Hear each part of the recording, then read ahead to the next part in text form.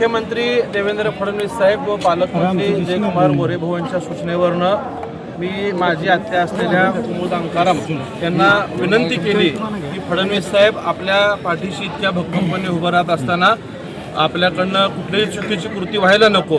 वास्तविक पाहता त्यांच्यावरनं आमच्याकडून झालेला हा अन्याय आहे की त्यांना उमेदवारी मिळवून देण्यात आम्ही कमी पडलो, परंतु पक्षाने ज्यांचे प्रवेश घेतले त्या बहुतांश सगळ्या लोकांना संधी देण्याचा प्रयत्न केला, अनेकांना संधी मिळाली। त्या ज्या प्रभाग क्रमांक 3 मध्ये इच्छुक होत्या त्या ठिकाणी प्रयत्न झाला, परंतु संधी देता आलं नाही। ती वस्तुस्थिती त्यांना समजून सांगितली। कुटुंबाच्या विनंतीला प्रेमापोटी त्यांनी मान्य करून आज विड्रॉ केलेला आहे। स्वतः फडणवीस साहेबांनी आणि पालकमंत्री गोरे भाऊंनी शब्द दिलेला आहे की जो त्यांच्यावरती अन्याय झाला आहे तो येणाऱ्या काळात पक्ष निश्चितच भरून काढेल आणि ती आम्हा सगळ्यांची जबाबदारी असेल।